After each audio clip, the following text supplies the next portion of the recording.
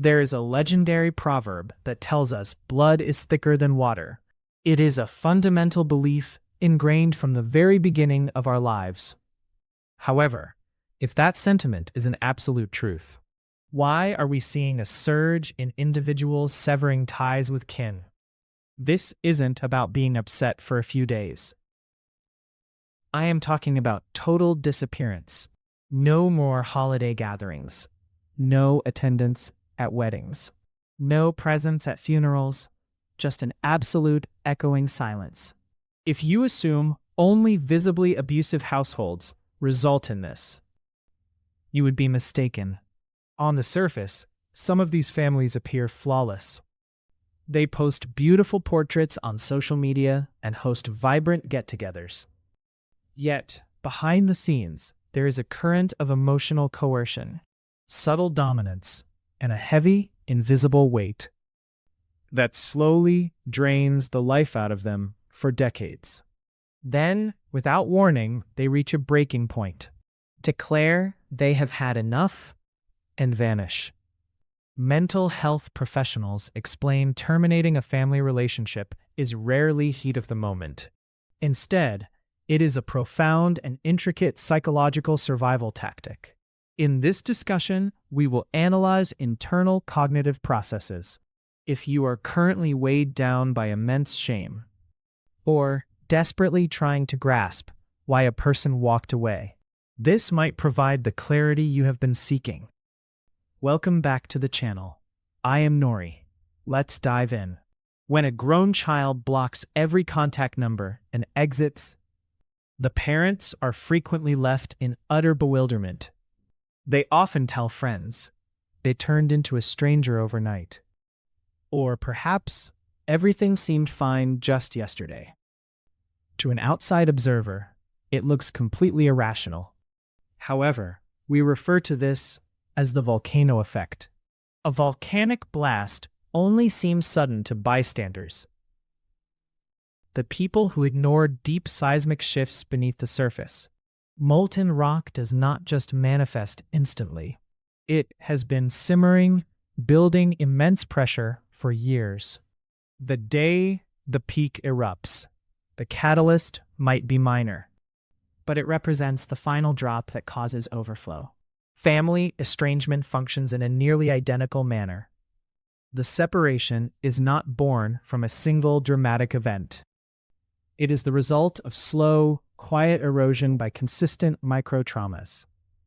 So, what exactly constitutes a microtrauma? These are not physical blows.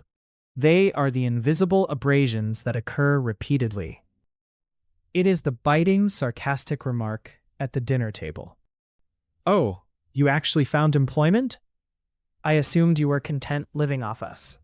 It is the gaslighting. "You are being far too sensitive." "I was just having a laugh." "That never happened. You're making things up." It is the persistent violation of your personal space. Your mother reorganizes your private drawers without permission. Your father calls your office 5 times an hour and becomes indignant if you don't answer immediately. A single snide comment won't break a person, but 10,000 of them over 2 decades will rewire your brain. Your physical body begins to emit distress signals long before your logical mind recognizes the danger. Your stomach knots up the moment a notification appears. You find yourself in your car practicing deep breathing to walk inside. You begin to minimize yourself, whittling your personality down. Your system enters a state of permanent fight or flight. When the nervous system has been overtaxed for extended periods, cutting off communication isn't retaliation. It is a safety switch. Carl Jung discussed the persona, the social mask we utilize. In a supportive family, you remove that mask at home. In a toxic dynamic, the family unit becomes the most demanding stage. Your authentic self is unwelcome. Instead, you are forced into a specific role from birth. Consider if you've been performing one of these 4 heartbreaking roles. The first role is the golden child.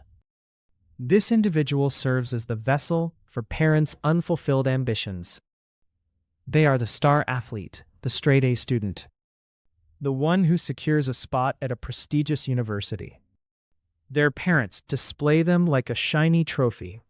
While enviable, the golden child survives under crushing expectation. The affection they receive is entirely conditional.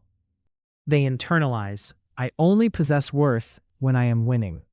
They sacrifice happiness for high-status careers they despise. The second role is the scapegoat. Whenever the family faces conflict, it needs a psychological dumpster. This child stands out as different. Perhaps they are the creative spirit in a family of scientists. Paradoxically, the scapegoat perceives family dysfunction accurately. They are brave enough to seek counseling and point out illogical parents. Because they insist on speaking truth, they are viewed as a disturbance. The third role is the lost child. To survive, this child chooses to vanish into the background. They stay in their room for hours, never ask for anything. They believe the less space they take up, the safer they will be. As adults, they become fiercely self-reliant to total isolation, harboring a deep belief their presence is an inconvenience.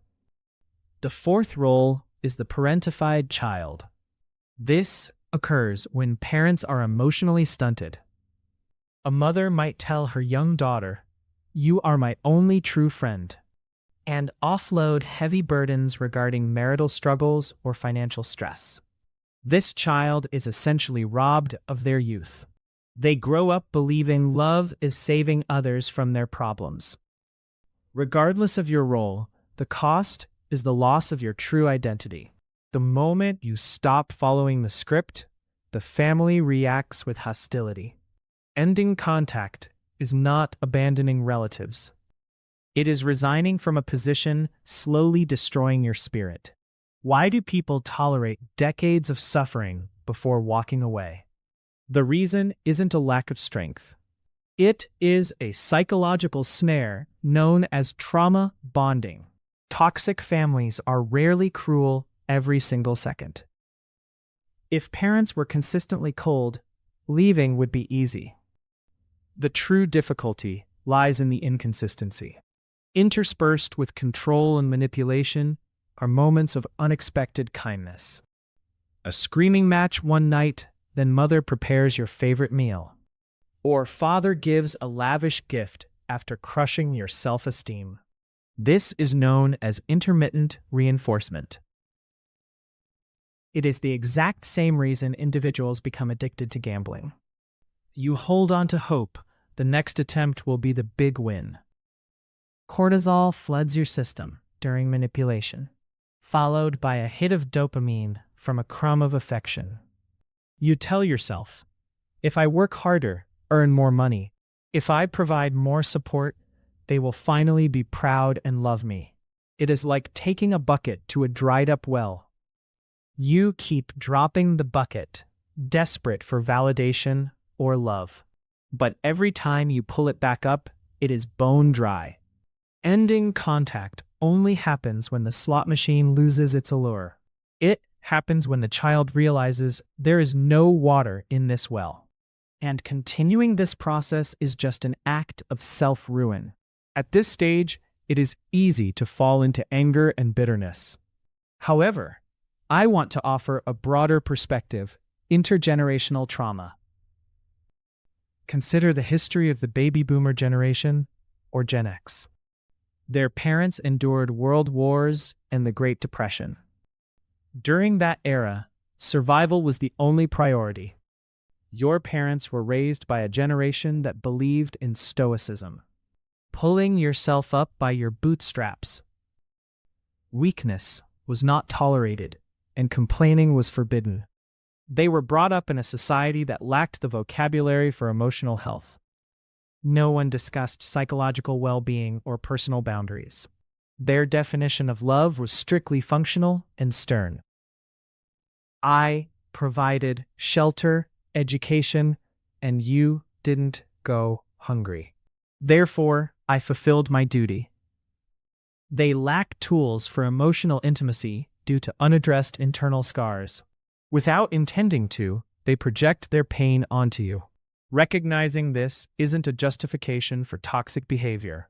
Emotional mistreatment is inexcusable, regardless of history. Understanding doesn't mean you are obligated to return and suffer. However, understanding helps you stop viewing your parents as monsters. You begin to see them as damaged, limited human beings. They couldn't offer warmth because they were freezing inside. When you accept this truth, the resentment starts to fade. You don't leave out of hatred. You leave because of a monumental choice. You are deciding the cycle of family trauma ends with you. When you finally step out that door, a new struggle begins. This time, it isn't with your parents, but within yourself. It is an internal conflict between belonging and survival. Most people who leave are haunted by, "Am I a heartless person?" You wonder why you can't be forgiving, like characters in movies. You doubt yourself because our culture puts family first. But here is the difficult reality. You cannot apply healthy logic to a toxic system and expect positive results. Imagine you are on a street corner and a car strikes you. The driver might be a family member. Maybe it was an accident, or maybe it was intentional. You are lying there in agony, begging for help. But they don't have medical training. They aren't equipped. They might even be too busy arguing whose fault it was. Or even worse, they might deny they ever hit you. If you stay waiting for apology or help, your wound will infect. Recovery is your own responsibility. You have to get yourself to a hospital, find a specialist, and endure the discomfort of the healing process. The person who caused injury might answer later. But whether you walk again is entirely up to you. Those who choose to walk away have accepted this fact. Their parents simply do not possess the ability to heal the damage. Leaving isn't cowardice. It is seeking a doctor for your spirit. You stop wasting energy arguing with people who refuse to understand. You focus on saving the rest of your life. The most agonizing moment isn't when you hit the block button. It is the heavy, quiet void that follows, known as ambiguous loss. When a person passes away, we have established rituals. We have funerals, receive sympathy, and find closure. But when you sever ties with someone still living, there is no formal ritual. Your parents are still out there, active on social media. They still live in the same house. But they have effectively died within your emotional world. You are mourning two different deaths simultaneously. The death of the actual relationship, broken beyond repair, and the death of the hope for what it could have been. You are finally letting go of the dream of a perfect parent. There will be holidays where you see world's best dad mugs. A sudden wave of guilt will hit you. You will wonder, did I blow things out of proportion? Maybe it wasn't actually that bad. Please realize your nervous system was trained in chaos. At first, silence and peace will feel unnatural and wrong. That guilt doesn't mean you made a mistake. It only proves you are a person of character and empathy. You are grieving the family you deserve to have, not the one that actually hurt you. True freedom always comes with a cost. And the initial price is a specific, clean type of solitude. Cutting ties is not the conclusion of the story. It is the start of reparenting yourself. Once critical voices are no longer drowning everything out, you will finally hear the voice of your own inner child. The child who was neglected, forced into a role, and hurt. Your task now is to become the supportive parent you never had. When you fail, instead of harsh words, tell yourself, "It's all right. We can try again. When you feel vulnerable, reassure yourself that you are safe. Give yourself permission to do things you weren't allowed as a kid. Buy the toy you wanted. Go on a solo trip. Or just sleep in without feeling like a failure. From those scattered pieces, you will construct a chosen family. Friends are the family we pick for ourselves. DNA might build the physical body, but empathy and connection build the soul. Family doesn't have to share your genetics. It can be the partner who honors your boundaries, the friends who listen without judgment, or the colleagues who recognize your true worth. They care for you not out of obligation or social pressure, but because they genuinely see who you are. This is where the cycle of trauma is officially broken. When you choose happiness, you aren't just saving yourself. You are shielding the next generation from the shadows of the past. Ending contact with family is never a careless punishment, but rather a profoundly difficult declaration of your own survival. It takes immense courage to walk away from the familiar pain of the past and step into the unknown. It is perfectly valid to release the heavy guilt and stop betraying your own mind just to appease everyone else. How will you begin to rebuild your sense of self now that the cycle of inherited trauma is broken? If this resonated with you, please share a quiet realization in the comments so others know they are safely understood. May you always possess the strength to cultivate a gentle life that is finally unapologetically yours.